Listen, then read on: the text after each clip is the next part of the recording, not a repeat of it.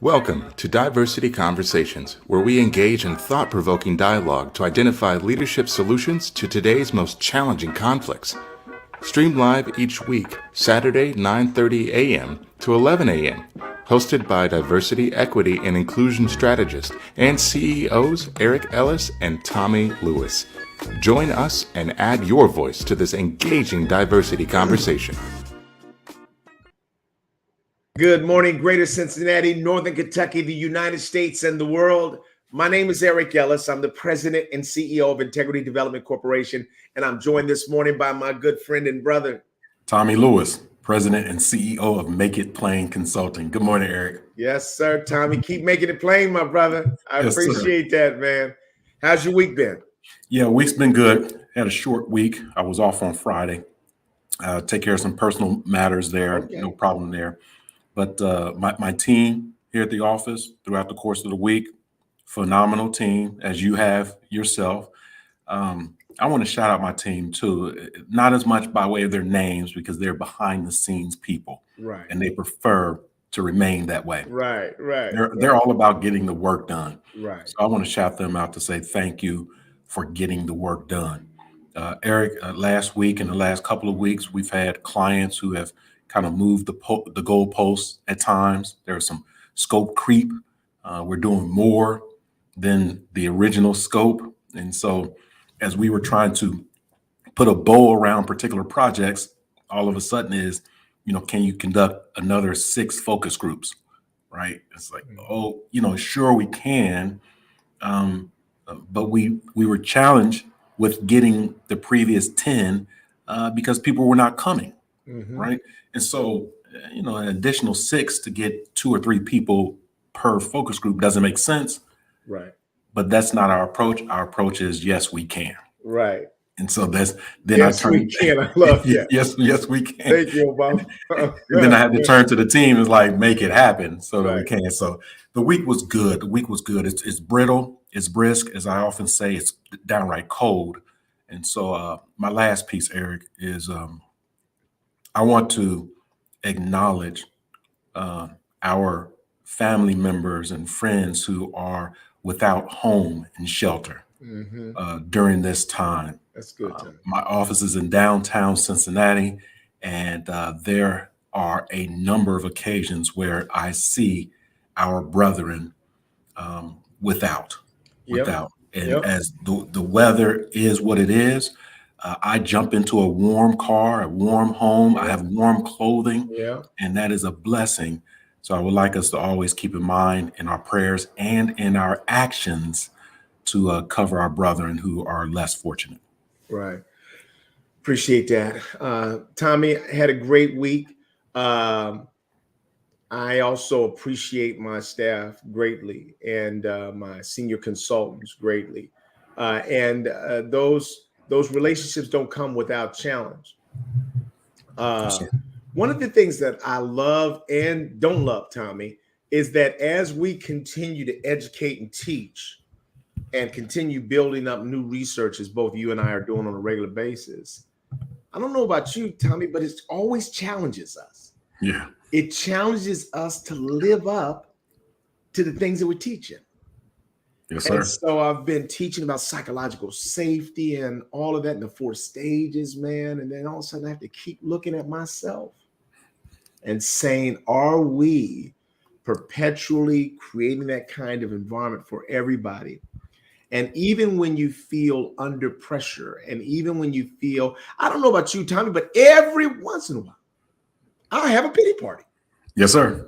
Have a little pity party for myself, man. And the whole world doesn't know how much I'm doing because I love them, And then it takes God, Almighty God, to bring me about it. Hey, you're the leader. Get it together. Thank you. Okay, God. All right. You mean it's not them. It's sometimes it really is me. And so I'm grateful for that, Tommy. I'm really grateful for that. I also had a chance this last week to do some training with one of my clients, and every once in a while you have somebody that is having their own pity party in their leader, and why don't marginalized people respect me? And so I said, well, let me do a role play with you. I'm going to come to you with an issue, and then I want you to show me how you would respond. And so I came to them with an issue. And they say I would respond by, now, why do you feel that way? Because that's certainly not how I feel. And they started talking. I said, whoa, time out. What is the first thing that you're supposed to do when I come to you with an issue? And the CEO said, you're supposed to repeat back what they said to you. Wow. When people are doing their work, they know exactly. Now, we've taught that skill 3 or 4 times. And the fact that you don't. And so I was really grateful around that. The other thing is the CEO and I went to lunch and did his coaching session at lunch. And on our way back from lunch, it's interesting what you had just raised. I ran into a homeless man that was probably, I don't know if it was drunk or autistic, Sure. And he comes up to us, hey, brother, do you have anything for me? And I say, yeah. And I stop, I go to my wallet and I pull out 5 and I speak to him and I say, God bless you, man. He said, well, God bless you. God bless you. And he goes on. And the CEO says, Eric, and he says, that's the second time I've been with you that you've stopped and gone to your wallet and given money to somebody that approaches you. He said, help me to understand what your thought process is when you do that. I said, thanks for asking. I said, number one, I said, I don't really try to evaluate what they're going to use the money for. No. I said, I don't try to evaluate that at all. I said, I know some of them might take that money and go right, get some alcohol or whatever. I said, but that's not on me. Mm-hmm. I said, for me, I said, if somebody is in a position in life where they have to walk up and ask people on the street for money, then I'm not going to try to over scrutinize what they're going to do with the money. I said, but there's a second point as well. I said, I'm constantly practicing seeing people. Yes, sir. I don't want to ever get to a place where I can no longer see you and respond to you as a human being. Mm. And he thought, man, that's powerful, Eric. He said, I appreciate you sharing that. He said, on occasion, he said, I've even taken people to lunch. I said, wow. I said, that's even a bigger investment. Mm-hmm. But it was just, and Tommy, I never thought about it fully, that part of what I'm doing is continuing to practice seeing you.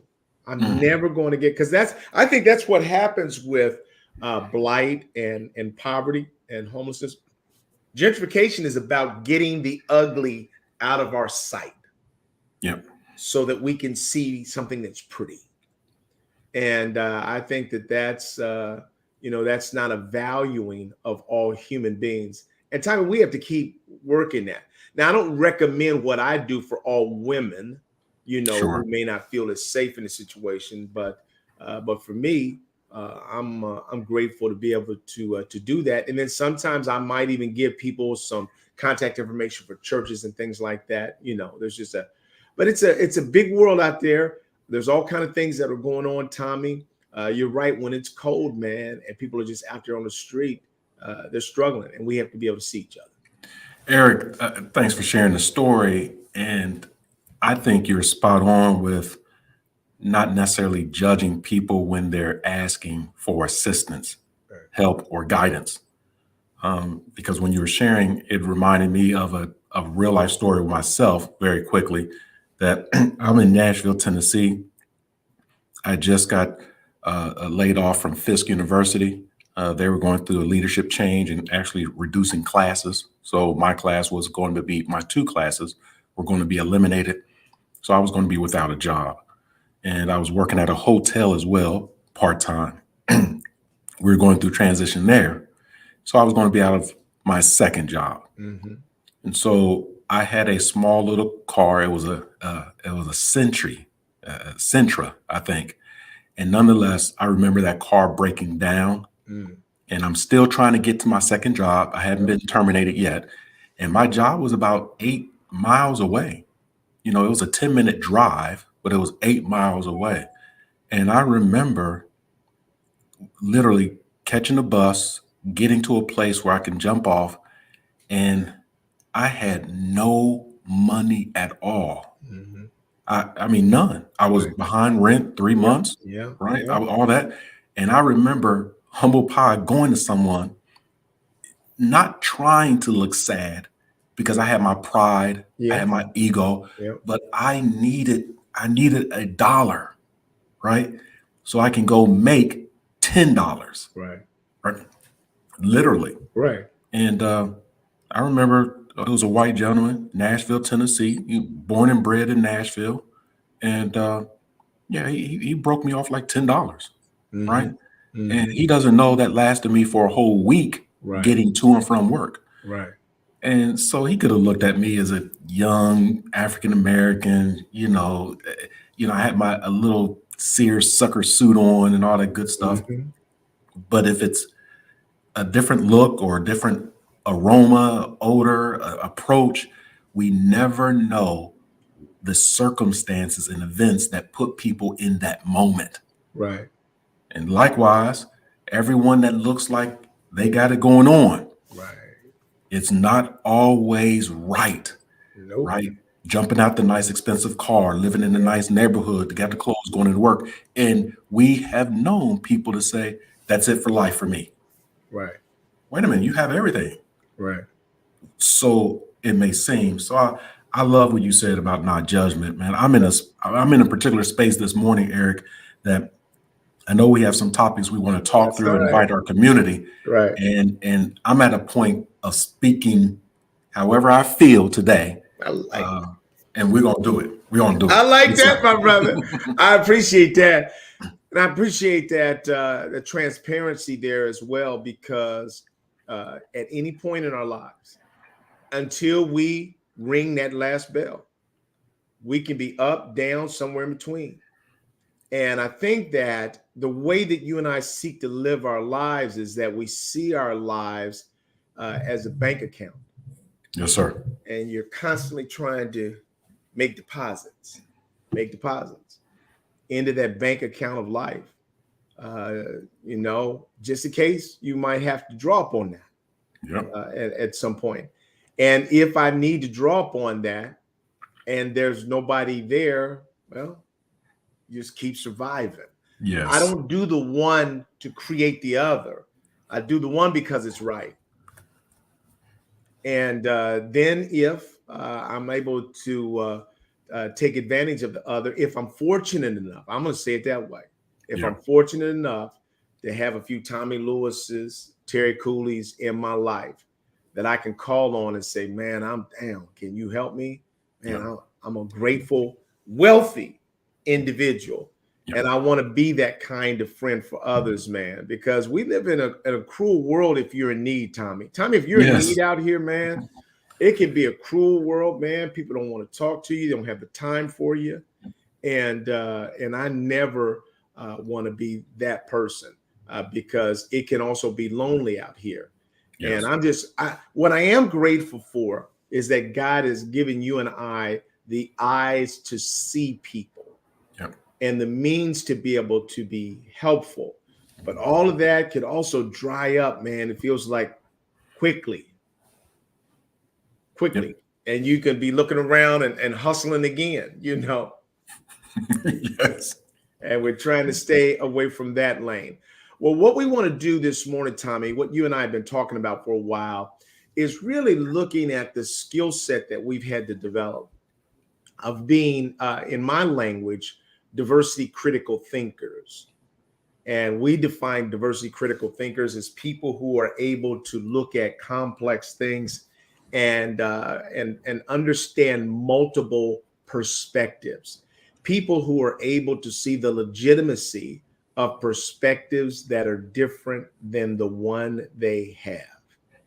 And I find that, I was just looking at this article, Managing a Polarized Workforce. Harvard Business Review has a piece in there on that. And we see a lot of our clients almost have, policies that we don't want anybody talking about anything that's controversial. So nothing almost about race, religion, politics. Don't talk about any of those things. I understand that, but you really can't shut people down from the freedom to have conversations. But people can do that in ways that are more respectful.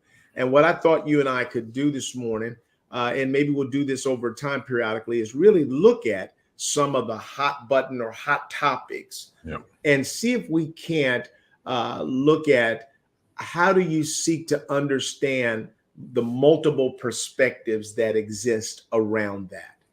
I'll start with one, Tommy, and just ask you about January 6th. So we look at January 6th, and we have seen that the Republicans aren't as, well, not all. Many of the Republicans are not as frustrated or didn't see that as dramatic as Democrats, moderates did.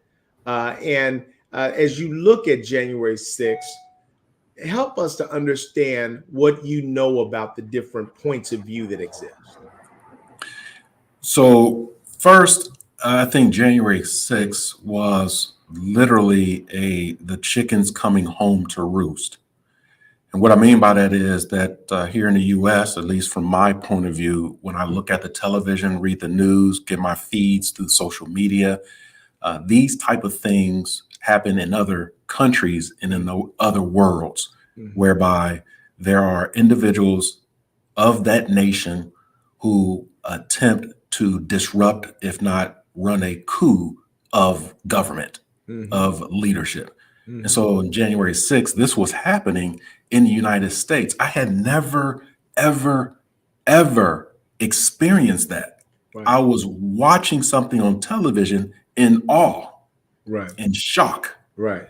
And so then I was able to, because I wasn't physically there, I was in the comfort and safety of my own home. Right.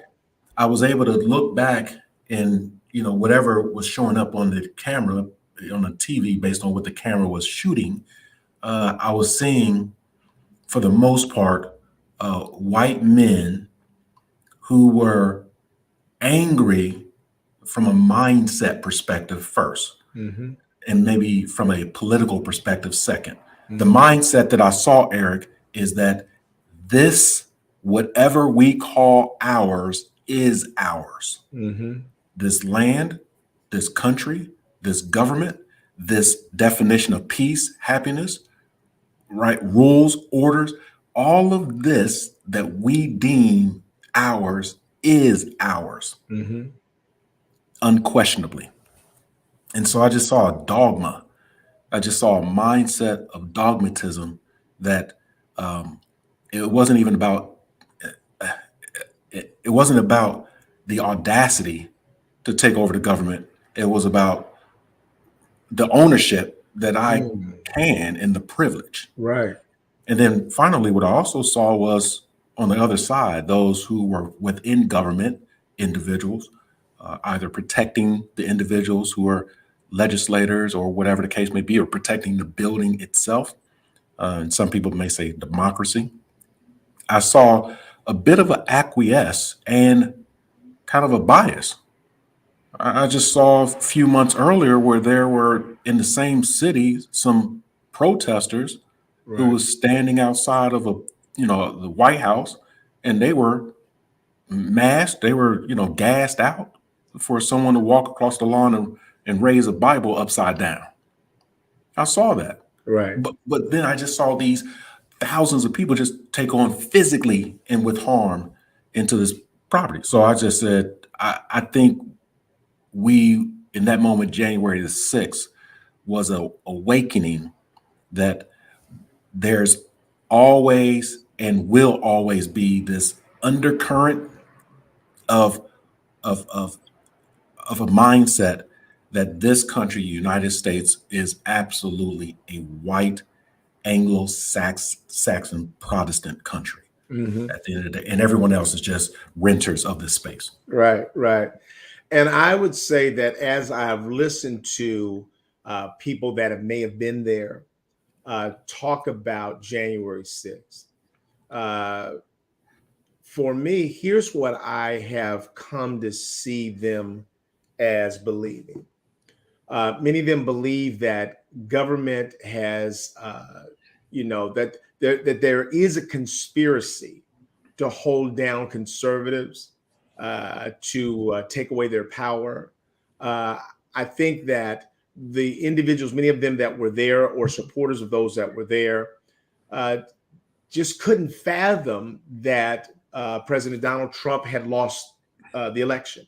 Right. They couldn't see that. In other words, if I love and believe in somebody so much, and they've done almost everything that I wanted a president to do, and they were bold and they were forthright and they were a real leader, and they were fighting for my values, I could not intellectually see them as losing. Right. And so when I don't see them as losing, I finally believe that my greatest fears of liberals and others sort of just taking control of the country in unfair ways, then I feel justified in the actions that I take to maintain leadership. And I think that also, and so for those that knew that President Trump lost the election, I think many of them see all of these arguments, debates, and discussions as political fodder.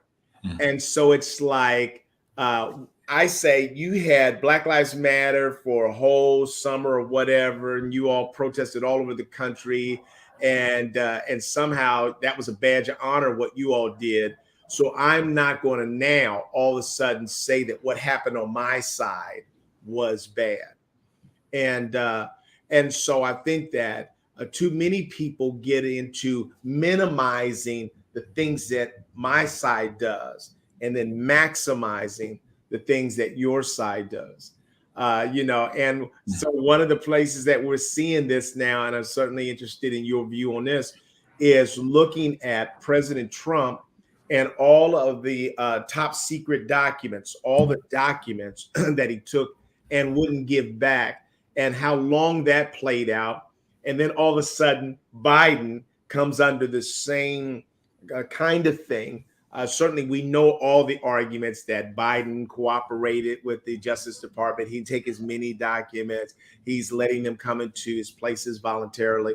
And then Vice President Mike Pence also going through the same thing.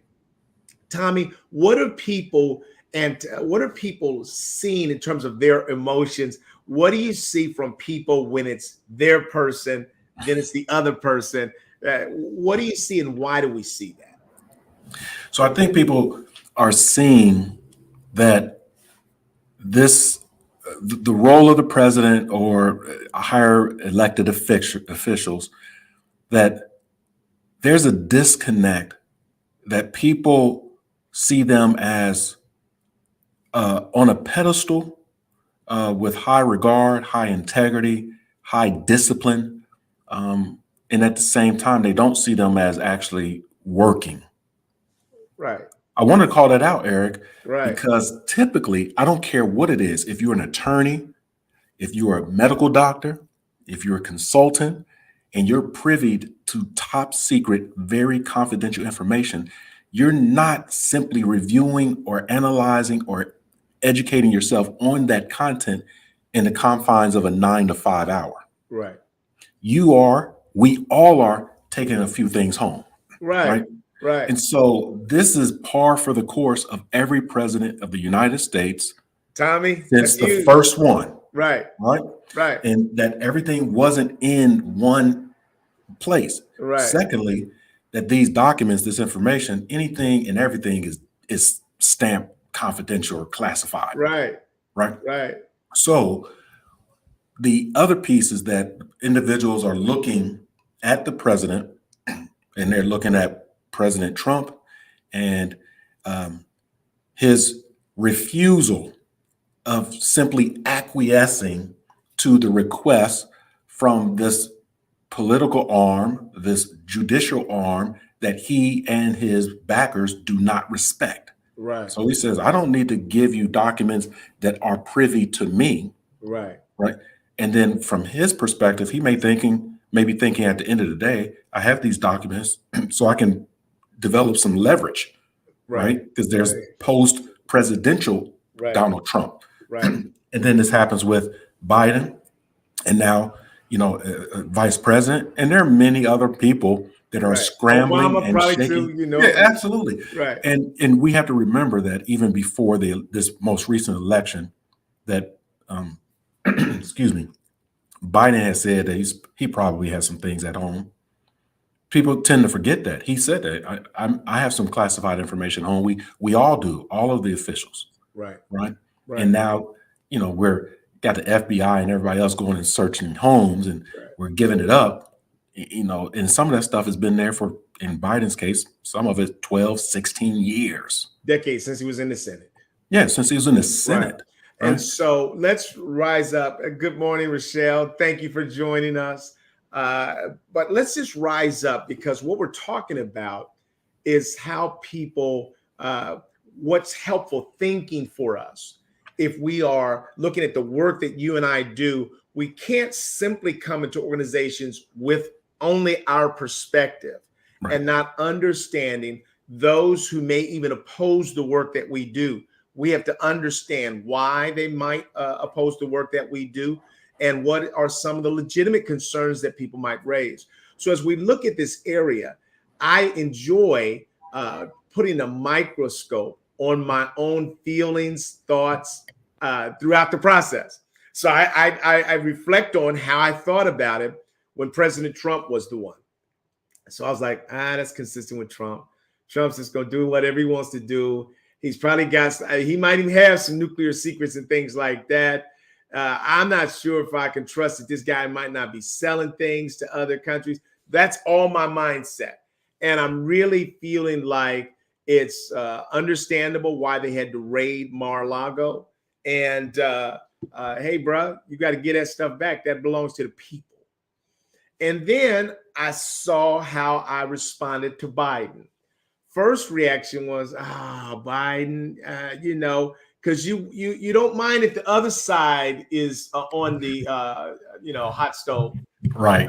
but when your guy gets on the hot stove, then you're like, now you've weakened the case against President Trump. Right. And I never really have thought about Biden having nuclear secrets. I don't think about him in that way, that he would be willing to sort of sell out the country. So a part of me believes that Trump might. I don't believe that Biden will. But I also have to look at my same feelings about top secret documents and items just laying around your house, laying, right next to your sports car, or whatever. Right. And so I have to look at the hypocrisy that exists inside of us, inside of me, when I'm looking at the person that I may not have as great a respect for and the person that I have a little more respect. And so I would say there's some legitimate reasons why we have those feelings and beliefs, but there are also some biased reasons why we have those feelings and beliefs.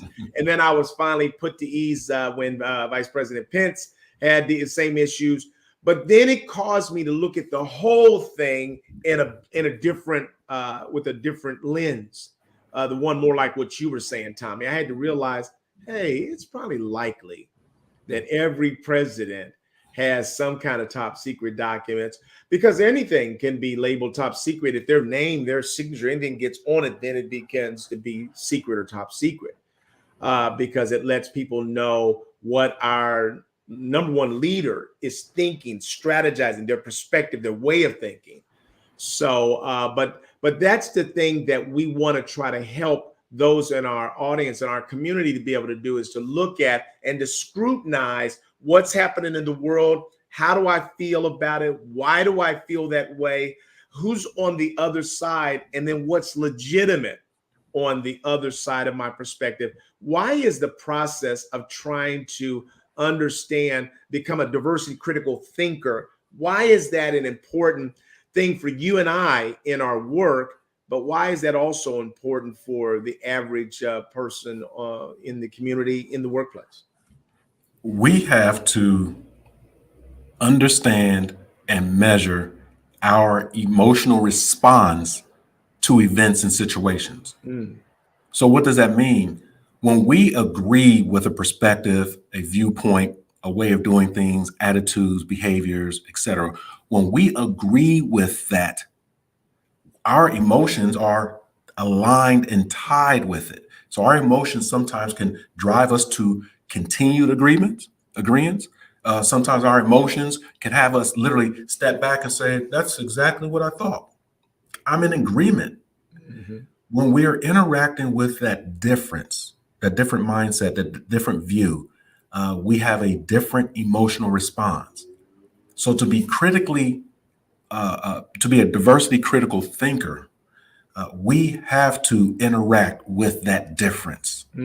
We have to interact with the opposing, highly energized, highly emotional viewpoint to become truly emotionally intelligent. Right. Sometimes, Eric, we're engaging with that difference, and we're just working on not reacting, not responding. Right? We may not be understanding the why, but we're just there. Okay. And I value that my perspective is of value and your perspective is of value. Right. So we engage with that difference to say, in mutual respect of one another, I'm willing to hear or listen. Not that I understand, but hear and listen. And I have to work on my own emotional fortitude. Right. And that's what the average non-diversity critical thinker does. Right. What happens is they they literally are juxtaposed. They go against it. Hey, that's a different view. I don't know why they would do it, and I'm emotional about it. Right. And so that's emotion begets emotion begets emotion, and now everything is literally we're emotionally hijacked. I know we talk about emotional intelligence, but it's real. Right. If the content, information, or events didn't really matter to you, truly didn't matter, you wouldn't have an emotional response. Right. Right. Right? Like that older 98-year-old man that passed away in London last evening. Which one are you talking about? Someone passed away. People are dying every day. Right. But the person that died in England, you don't know. So it's like, I don't know what you're talking about. I don't have any emotional response. Right. But if that person is your loved one, it's a grandfather, it's a parent, now you're emotionally connected.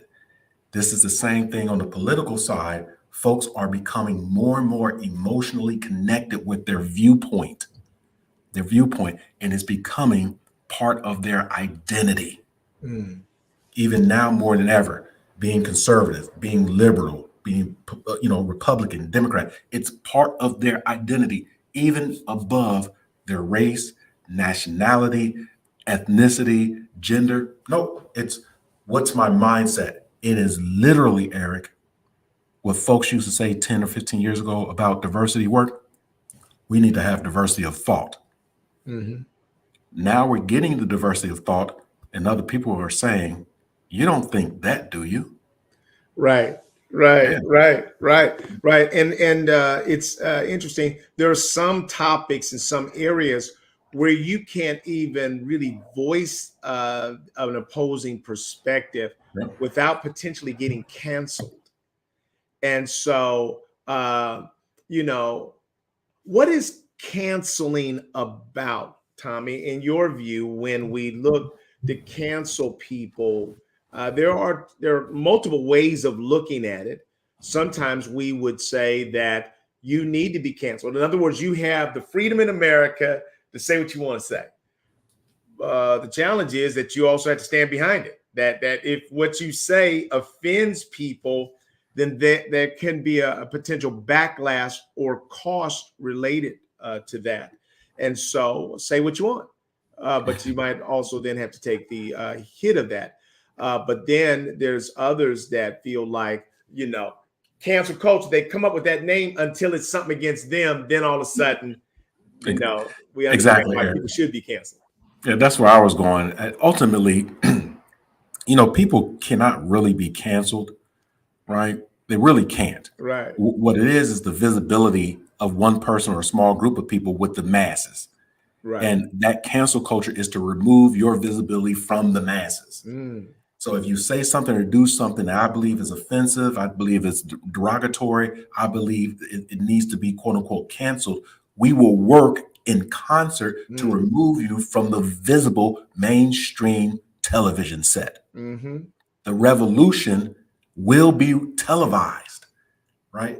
And so it doesn't mean that that person goes away. It's not Right. a it's Right. not a extermination. It's not No. a termination. And slowly they creep back in. Yeah. Back in one way, shape, or form. Now they can be off of the television set, Right. off of the movie screen, but we have social media and it's much more than what the average person thinks. Eric, it's not just Snapchat, Facebook, Twitter. There are incredible platforms where there's 1 million, 2 million, 5 million viewers, and it's literally under the radar. Mm-hmm. So these folks can be canceled from NBC and end up on XYZ platform with 10 million subscribers, making $1 a month for Mm. each subscriber. So now their voice is even louder within the echo chamber that they Mm-hmm. want to talk to. I don't want to talk to everybody. I'm talking to my people. I'm not really canceled. I'm actually amplified. Mm. And that's what's backfiring on folks, right? I'm going to get you out of mainstream visible television, right? And I don't know where you go. And the next thing you know, you have a January 6th, right? Or you have some other uprising Right. or a downrising, right? And a downrising, real quick, is you have George Floyd in that unfortunate situation. There was a uprising, if you will, of of a movement, right? Black Lives Matter, one, and Blue Lives Matter, White Lives Matter, All Lives Matter, all that good stuff. Everything mattered. And then we have a situation in Memphis, and we have a nice group of people in Memphis rising up. What happened to the national global outcry? It's Right. the same event. We have a down rising. People becoming apathetic, right? They're watching the same television shows like this is a rerun. Run. I don't want to see this. That's how desensitized Mm. this thing has become. Right. And I'll tell you, if you're talking about in part Tyree Nelson, uh, that I'll tell you, it's interesting that people are speaking up on it. It's interesting that people are even calling that racism. Mm. And so, Tommy, it's really for you and I, it's a real study to see how are we going to respond to this. We've seen a lot more energy from the dominant culture to decry the horrible nature of that. And I know that the people that decried the horrible nature of George Floyd's murder would say, no, I felt the same way then. But a lot of people are on board with how horrible this was, and it was horrible. And the thing is, for me, I have no energy to try to compare anything. I am just sad, distraught.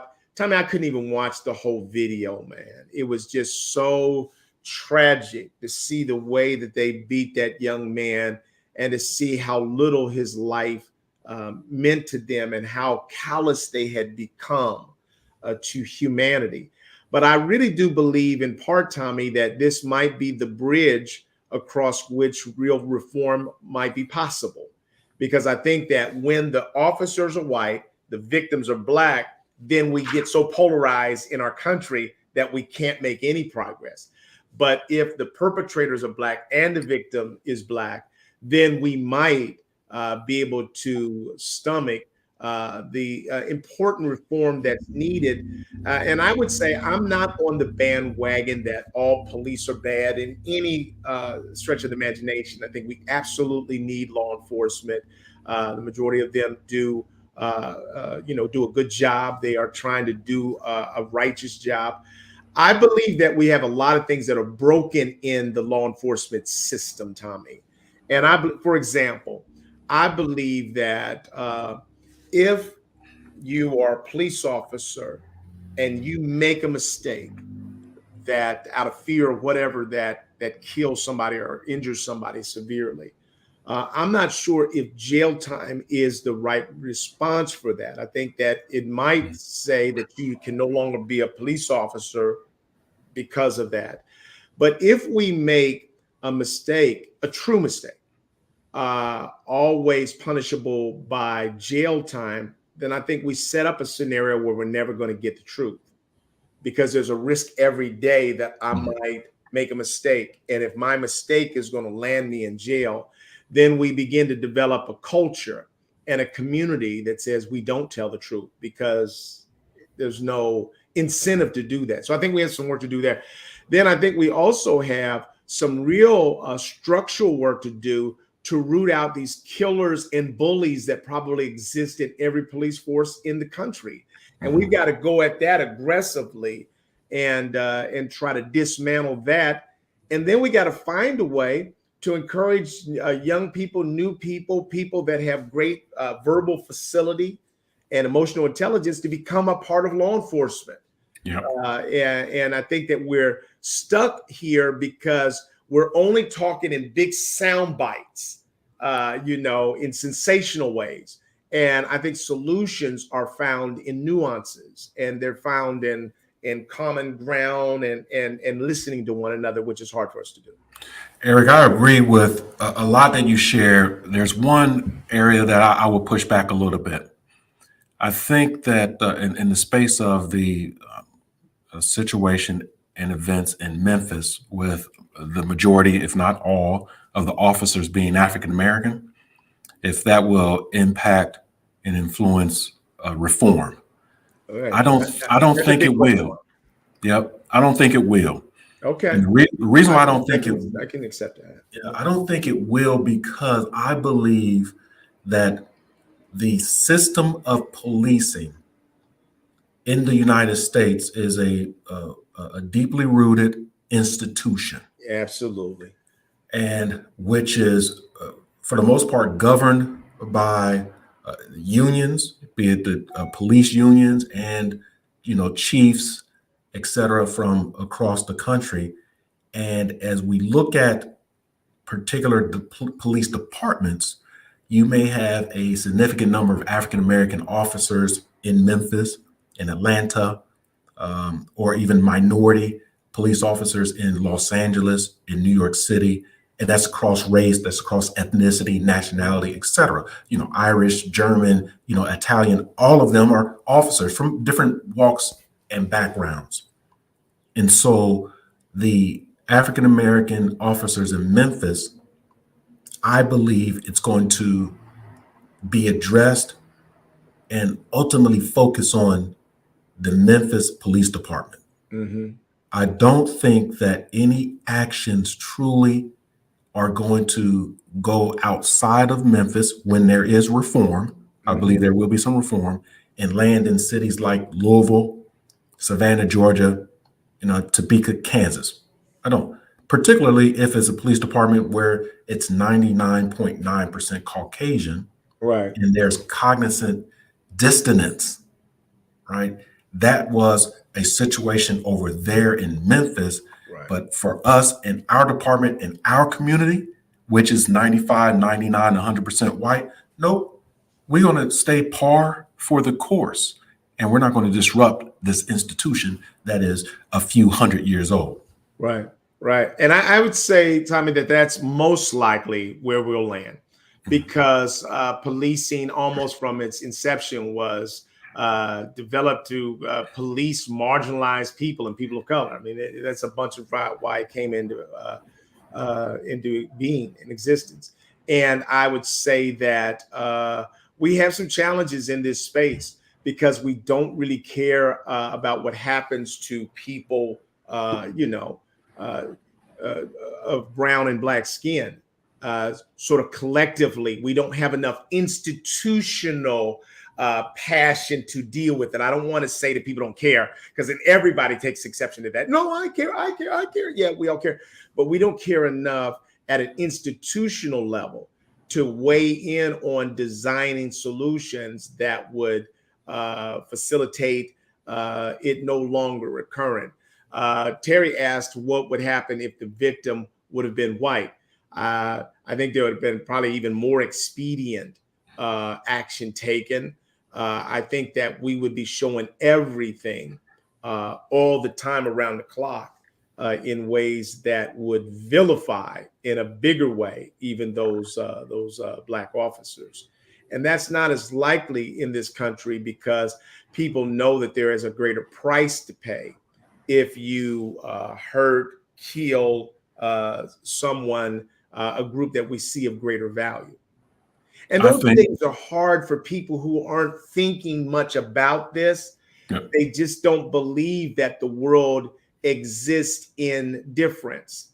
And Tommy, that's the question: is there a such thing as marginalized people? What the non-dominant culture parts of us, does that really, are there structural barriers to the non-dominant culture traits in all people? so I want to answer T. Cooley's question as well. If that victim was white, I think that the dome on the Capitol building would have blown off with legislators rushing Yeah. to have special ops services in the police departments be reevaluated. Yep. How in the hell Right. did these African American special ops, this was a, more or less like a SWAT team or, drug enforcement and team, how did they get into this role through recruitment, through training, through specialization to be able to victimize this white man? I think it would have been a totally different story. It would have been escalated faster, such that that dome would have blown off with the movement of some legislation, not on the system or the institution, but on a slither of the practice of assessing this piece, right? This piece. Again, I think it would have been very, very different. This case right now, as it is, black officers, black victim. You had a couple of white first responders who were there after the scene and needed to, administer some health, procedures. Right now, it's, for the most part, it's black on black crime. That's what it is right now. Right. And I think that there may have even been, if the color was changed of the victim, I think there might be vigilantes that would have shot a couple of brothers by now. I think they would have already taken that into their own hands. Yeah. Let's look at other hot button issues that we should have to think about in more complex ways. For example, affirmative action. Tommy, right now, affirmative action has existed because it was positive action trying to hold the country through law responsible, accountable for living out the civil rights. In other words, you had to be able to demonstrate that you are, in fact, treating people in fair and equitable ways. And now that it's been law for 60 years, now I believe that we are on the cusp of the Supreme Court potentially overturning affirmative action. Tommy, as you think about both sides of affirmative action, talk to me about, is there any case to be made for overturning affirmative action? I think there is a case to be made for overturning it.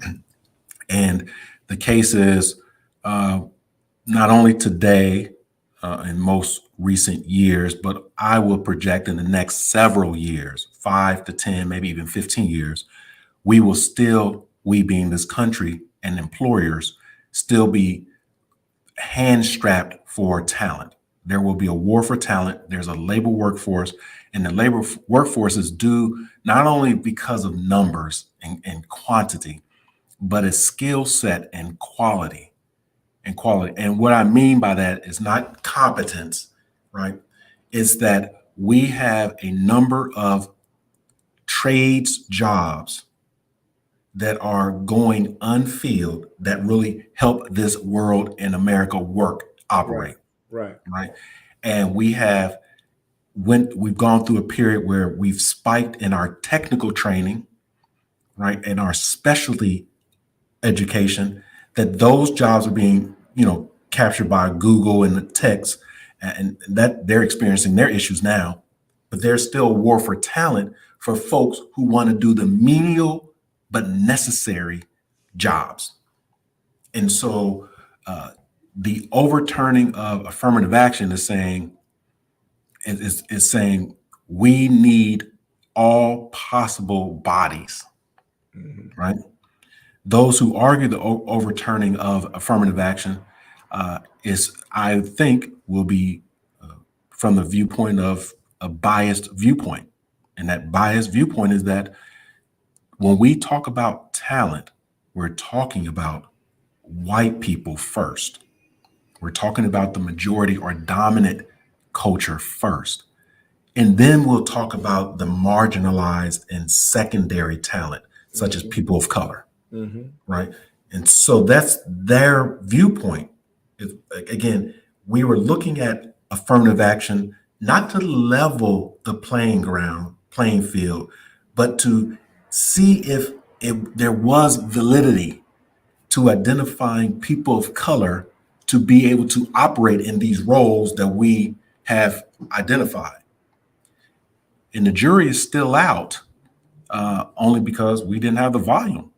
Right. That's why the jury, yeah. So if you have 100 positions and we were able, through affirmative action, hire 5 people of color, and then folks like, well, we don't have 50, percent, so we don't know if affirmative action worked.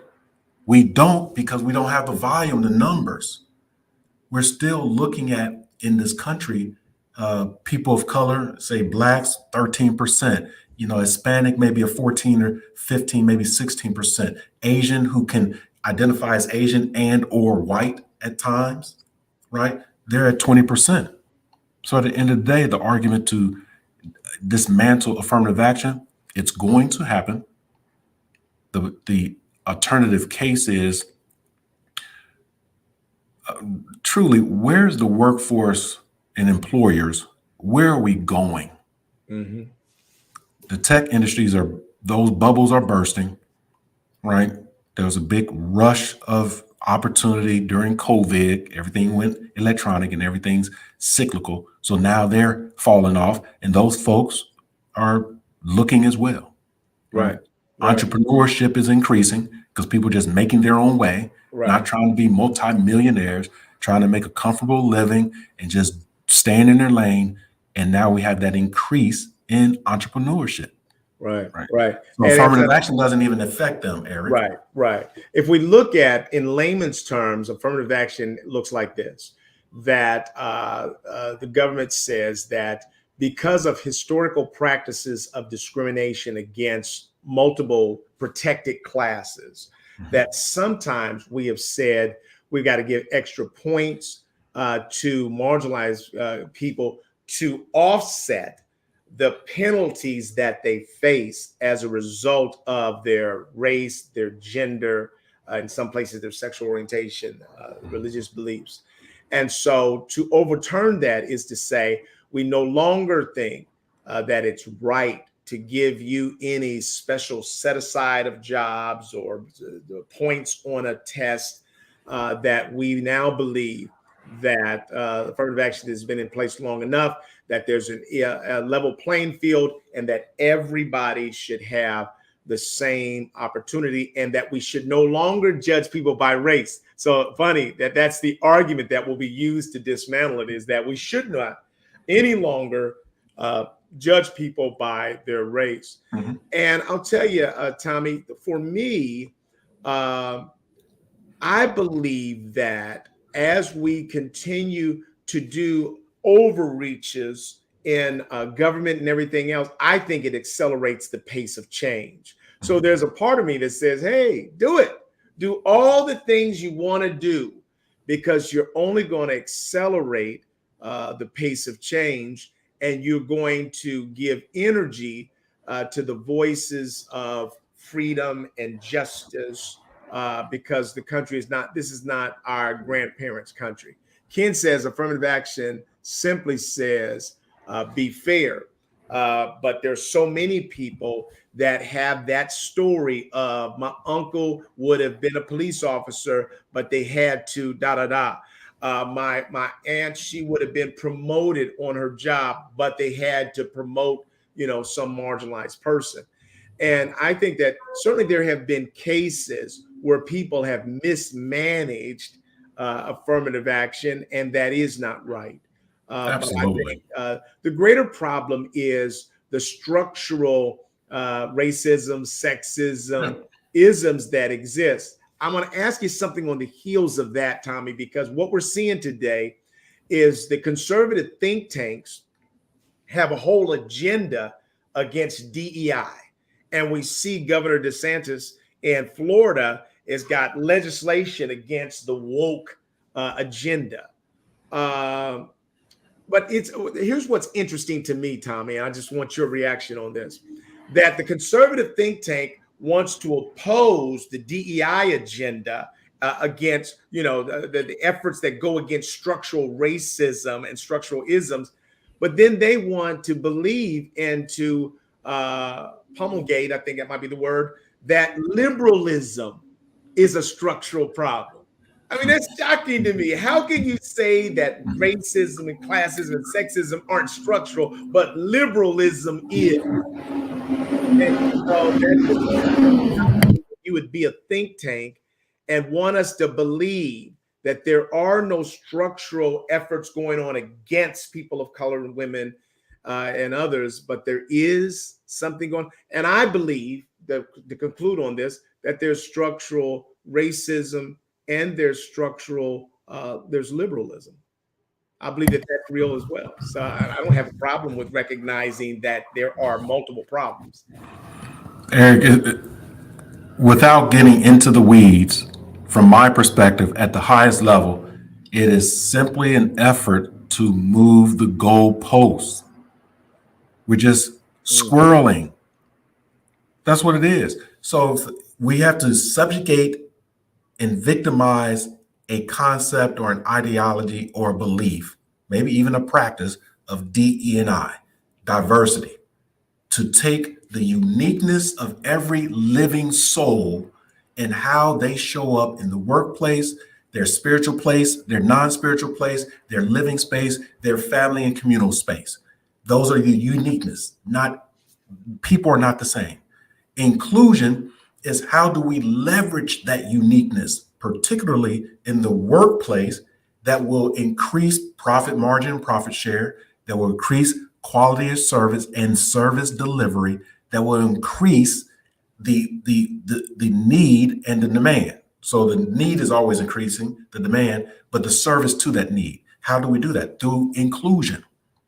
And then equity is a process.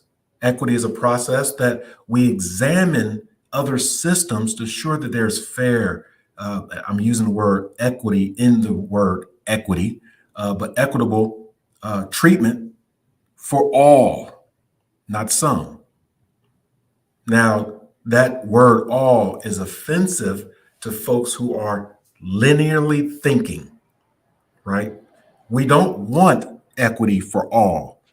So we're going to call out DE&I and we're going to tie anything that's about kumbaya coming together with either critical race theory, with wrong, with indoctrination, with non-American, non-patriotic. We're going to tell you what you think. And at the same time, we're going to tell you what you think. And that is that here's what the truth is. Right. Right. So don't worry about being good people, right, and being fair people, but I need you to be good and fair to us. Right. We don't care about anything. It's the ultimate oxymoron. We are going forward and backwards at the same time as a country, as a nation, and as a culture. Forward and backwards. It is the Sankofa bird, Eric. It is that bird that's standing erect, that has his head turned the opposite way. He's moving forward, but looking at the past. We are literally not the Sankofa bird, but we're literally moving forward in time and in development and moving backwards to a place that a group of people felt comfortable. So ultimately, it's about people, certain people feeling comfortable. And all this change, diversity, equity, inclusion, and this silly stuff about the sense of belonging, it's about everyone feeling comfortable. Right. And we don't feel comfortable in that. So we're going to shut it down. We're going to cancel it. Right. So Ken says here that white males still run every major corporation in America.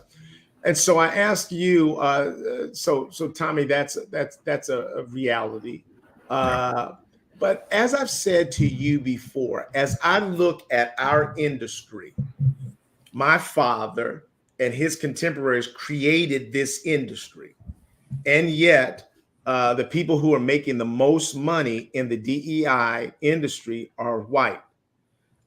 Corporations like Deloitte, McKinsey, Korn Ferry, all of those are making the major global money in this space. And you and I are making a good living, but we're not making that living. But the question, so I can look at that reality and I can say that part of the reason why that exists has to do with structural racism. And I think that that would be a reality. But you and I have also said that part of the reason is that I haven't made scaling my business my major focus. Whenever there was an opportunity to focus on scaling my business or coaching the AAU basketball, I was doing that. Scaling my business, investing in my children, I was doing that. Scaling my business or working more deeply with current clients, I was doing that.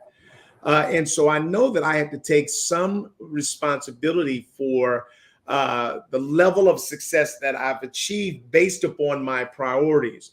And so as we look at this sort of all white males running major corporations, are there some opportunities for those of us of better consciousness to maybe invest in solutions that we believe are possible through diverse communities and diverse strategic alliances? When are we going to invest the time in taking our own medicine and applying it to success in ways that that can change the game? Is that possible, or is that too difficult? I think it's possible, and I do think it's difficult. I do too, Tommy. I think it's possible Yep. and not too difficult. It's possible and it's difficult. Yep. It's not an or, it's an and. It's Yeah. possible and difficult. Yep. Yep. And so then it takes that special sauce of integrity, stick-to-itiveness, Yeah. faith, fellowship, right? Right. And trust in our fellow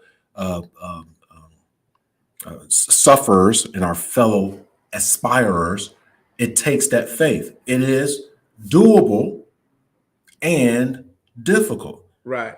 And in this process, in this industry, be it leaders of corporate America, majority white, if not all white, for the most part, and then we look at your power companies who are now in the space and have been in some time in the space of DE&I. They're only focusing on the process, Eric. They're not really caring for the people, because those are replaceable widgets. Yep, that's right. They're not really approaching the culture, right? Because that's an intangible outcome. They're focused on the process. So here's a process, and put put character A through the process, and it'll come out as character B. It's just like change management. Right. Right. And for us, and to your question, it's possible that we come together. It's possible that we are working with the people, the process, and the culture together. It is difficult, is because it is arduous. People run out of gas. They run out of gas. So exactly, Tommy. So let me throw this in here, Tommy, because I think that we've got to shift the way that we lean in on these historical and traditional paradigms for change. I think that the problem for us is that we keep hoping that the dominant culture, that if we keep, so I believe that protest is always going to be one of the ingredients of change. So I think that's one of the pieces in the formula that we got to keep using. And I think that AI and other models are going to make it easier for us to expose the world to the behaviors and practices of dominant culture corporations. So I think we got to keep doing that. So you've got to stand next to who you are. And then the people get to choose if they want to do business with you once they see and know who you are. But I think that if we keep thinking that if we protest and sit at the feet of Capitol Hill or the State House or the City Hall and keep asking the dominant culture to relinquish power in equitable ways, I think that's never going to turn. That's never going to turn around. And so I think at some point we also have to put an increasing amount of investment in ourselves and other people of goodwill, and really going back to what we had to do when segregation existed and we didn't have access to the dominant culture's services. Then we made our own and we survived and thrived in that. I think that we've got to find energy for that too, Tommy, or we just delay the path of equity. We really delay it. So keep protesting, keep putting pressure on people to do the right thing, but we got to increase the amount of investment, time, energy, gray matter that we put into utilizing the insights that we have collectively to make bigger progress. Yeah, Eric, this is what diversity conversations is all about, right? We always run out of time, not enough time, but thank goodness we're coming back every Saturday at 9:30 Eastern to continue the conversations with you and I, obviously, Eric, and our community and our special guests as we continue to have these diversity conversations. I want to say very quickly as you close us out, Eric, I've been enriched by this conversation. This conversation particularly are the exact conversations you and I have over the telephone, over hitting a round of golf, over just grabbing a bite to eat. This is what we do to build each other up in our community. And I would like to ask that our community not only keep this conversation selfishly within the fines of this social media, but expand it. Reach out to communities that may be comfortable or uncomfortable with having these type of real talks and have them. Nothing wrong with a little dialogue. That's right. That's right. I love that, Tommy. And as I close out, a revelation that's coming to me from today's conversation, Tommy, is that we're going to be inviting to this space two groups of people that I think that mirror what we're talking about here. I think we want to bring to the table protest efforts that are delivering results. So that's one community that we want to bring, going to give a highlight and give attention to. Protest groups that are really making meaningful change happen. And then the other group is people that are innovating, that are coming together and developing those successful strategic alliances with other both diverse partners and people of goodwill who may be in the dominant culture and others. I think we got to give more visibility, more exposure to them, because as we see people succeeding by collaborating and working together, it gives us all more examples of things that we can do to make progress. So thank you. We thank our community for joining us, and we'll look forward to engaging you again next week in another of these weekly diversity conversations. Take care. Take care. Bye now.